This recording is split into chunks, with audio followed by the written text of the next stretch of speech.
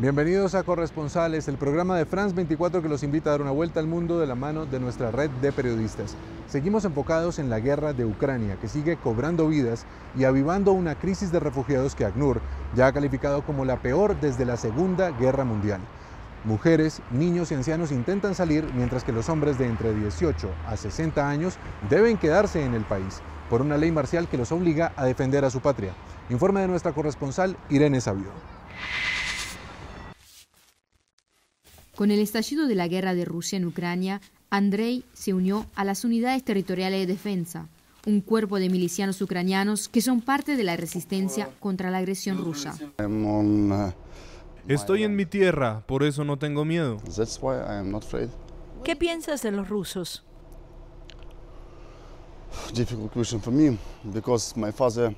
Pregunta difícil para mí. Mi papá nació en Rusia, mi mamá nació en Belarus. Conozco a mucha gente en Rusia, son gente buena. Es Putin que quiere la guerra. Andrei cuenta que pasa hasta 14 horas en los checkpoints enfundando un Kalashnikov y controlando que el resto de los milicianos hagan bien su trabajo. ¿Cuál es el problema? Quieren matarme a mí, a mi familia, a mis amigos y nos quieren despojar de una parte importante de mi país. Mientras el ejército ucraniano se encuentra en la primera línea de batalla, estos civiles luchan en la retaguardia, levantando barricadas y checkpoints que sirven para controlar a todos aquellos que entran y salen de las ciudades. Rusia es una guerra, no una guerra solo contra Ucrania, es una guerra contra todos los países europeos y todos los países del mundo. El coronel Alexander no quiere que se diga su apellido y explica que hay centenares de civiles armados bajo su mando. Tenemos que defendernos, somos hombres y tenemos que hacer todo lo que podamos para defendernos. Pero cuando le preguntamos si tiene miedo de morir, el coronel es contundente. No, no tengo miedo de morir. A medida que las tropas rusas se acercan a Kiev, las poblaciones aledañas se convierten en focos de conflicto. Es el caso de Irpin, a unos 25 kilómetros al noroeste de la capital ucraniana. Allí los bombardeos han alcanzado a la población civil. Mientras tanto, en la capital, tanto soldados como ciudadanos se enfrentan a la perspectiva de una embestida por parte de las tropas de Moscú. El siguiente es un reportaje de Dorothée Oliarik, Bruno Vignet y Solange Mougin. El futuro es incierto. El frente de batalla no está lejos, pero el amor, como la guerra, está por todas partes. Para Alicia y Valerie es ahora o nunca para casarse. Ciudadanos de a pie hace apenas 2 semanas ahora están listos para defender Kiev, pero antes, portando sus uniformes militares y cascos durante la ceremonia ortodoxa, hay que celebrar la unión. Yo, Licia, te tomo como mi esposo. Te prometo amor y fidelidad hasta que la muerte nos separe. Los declaro marido y mujer. Los felicitamos. Puedes besar a la novia. La alegría es pasajera en una ciudad que se ha transformado por completo. Las intersecciones de las carreteras son ahora puestos de control. Los sacos de arena se amontonan como barreras contra los tanques rusos. Ya estamos acostumbrados a esta situación. Alrededor de Kiev hay combates, pero estamos preparados para resistir. A solo 20 kilómetros de la capital, en el suburbio de Irpin, murieron el domingo varios civiles, entre ellos una familia con 2 niños, cuando intentaban huir.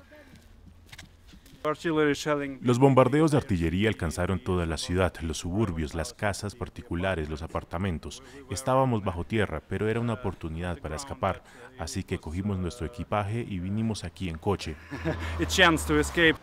Puentes bombardeados, cuerpos en medio de la carretera, animales en los brazos de quienes dejan sus hogares. Los habitantes de Irpin huyen de los combates mientras la caída de las bombas rusas se acerca a la capital.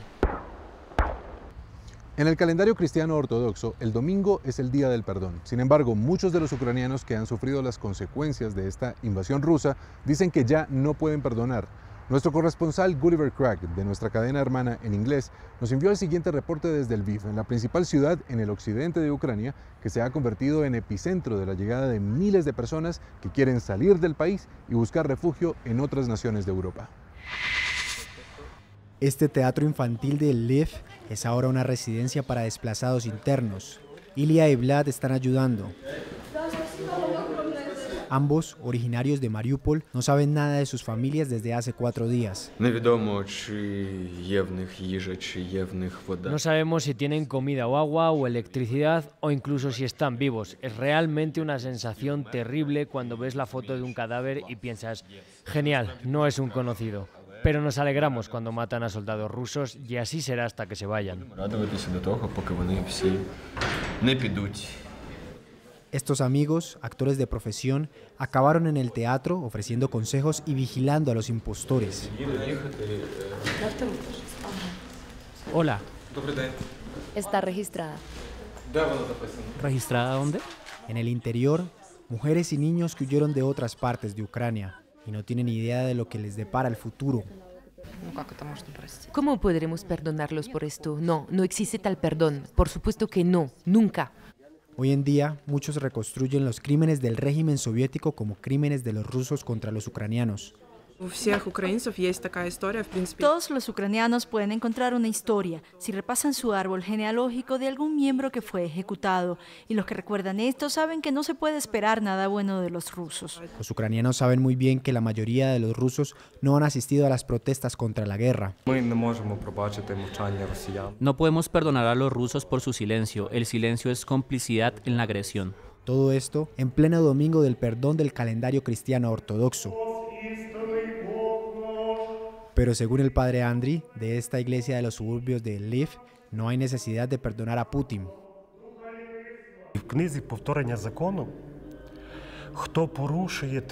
Está en el libro de Deuteronomio: maldito sea el que viola el territorio de su vecino.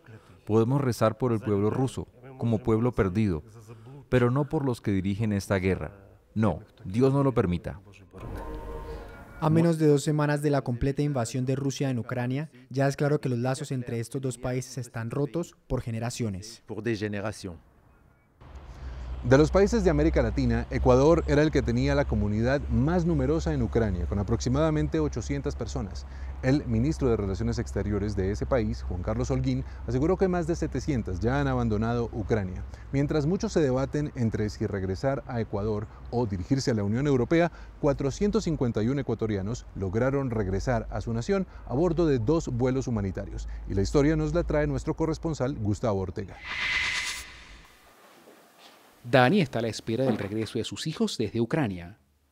Las habitaciones están intactas desde hace 3 años, cuando Daniela y Sebastián se fueron a estudiar ingeniería aeronáutica al país ubicado al este de Europa. Ahora han emprendido el retorno, huyendo de la guerra. La decisión que hemos tomado como familia de que ellos vuelvan y que Daniel específicamente vuelva, ya estando por cumplir 3 años allá en su carrera de ingeniería de aviación, es simplemente para, uno, tranquilidad y obtener en ellos y recuperar en ellos una paz mental y psicológica que debe estar afectada. Dani visita a diario la Cancillería ecuatoriana en búsqueda de información. Se encuentra con más padres que desean traer a sus hijos de vuelta para alejarlos del conflicto entre Rusia y Ucrania. Leonel es otro padre preocupado. Recibe una llamada de su hijo. Ha logrado llegar a Varsovia, pero las noticias no son del todo buenas. Como padre, el dolor es grande. Pero yo le comento que mi hijo no regresa al Ecuador. Él no va a regresar al Ecuador. Desde una sala de atención improvisada, la Cancillería rastrea satelitalmente a los ecuatorianos e intenta convencerlos de abordar un vuelo humanitario con espacio para 350 connacionales. Recibimos muchísimos pedidos de que se puedan quedar en España o en Italia. Les quiero decir de corazón que regresen a Ecuador, que les pidan, que les aconsejen. Ecuador anunció que no podrá otorgar visas para estadía en un país europeo. Por ello, Esteban prefiere salvarse de la guerra y huir a su país. No hay comida, no hay donde dormir, todo en el piso. El clima mal tampoco nos acompañaba, nevaba y todo eso. Muy difícil la situación. Aquí están los documentos. De vuelta en casa, Dani se apura a certificar la nacionalidad de sus hijos. Quienes no regresen en este avión están obligados a firmar un acuerdo de responsabilidad ante el gobierno ecuatoriano por permanecer de manera irregular Todo va a salir bien. en la Unión Europea.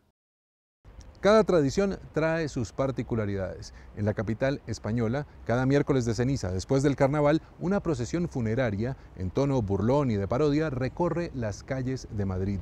Este año la guerra se hizo presente con las acciones y pensamientos que fueron quemados como parte de este entierro simbólico. Nuestra corresponsal Marina Colorado nos explica en qué consiste el entierro de la sardina, una tradición llena de historia y de leyenda que se celebra hace más de 250 años. Sardina, sardina, sardina, jamás te podremos olvidar. Así inicia el funeral más alegre de España. Como lo hicieron cada miércoles de ceniza generaciones anteriores, Jesús, junto con sus compañeros de cofradía, carga con el ataúd de la protagonista de este entierro, una sardina. El reírnos un poco de la institución y que no, los funerales no tienen por qué ser tristes. Un entierro simbólico que en Madrid se remonta al siglo XVIII. Estaba Carlos III y el pueblo de Madrid tenía una gran hambruna. Entonces en esa época mandó traer, dado que empezaba la cuaresma, mandó traer un cargamento de sardinas, que vino de Santander y vino como vino. Es decir, llegó muy malamente. Y entonces el pueblo decidió que con chanzas, risas y bailes enterrar ese desastre que había llegado. Para Jesús, formar parte de la alegre cofradía del entierro de la sardina es una manera de honrar la historia de la ciudad que le acogió. Este pequeño museo con los distintos ataúdes de todos los años que hemos podido conservar, en definitiva, ¿qué es lo de conservar las tradiciones y tratar de transmitirlas? Pues por eso para nosotros es muy importante. Que no caiga en el olvido, porque las cosas que caen en el olvido se acaban olvidando, borrando, y de lo que no tengamos memoria no queda historia, no queda nada. Cae la noche en Madrid y se encienden las antorchas, un fuego que sirve para que Jesús y el resto de madrileños puedan pedir sus deseos y quemar todos los malos pensamientos y acciones que quieran dejar atrás. Una tradición centenaria en la que la actualidad mundial y el no a la guerra también tuvieron su lugar. Gracias por acompañarnos en esta nueva emisión de Corresponsales. Nos damos cita la próxima semana. Siga con más información en France 24 y France24.com.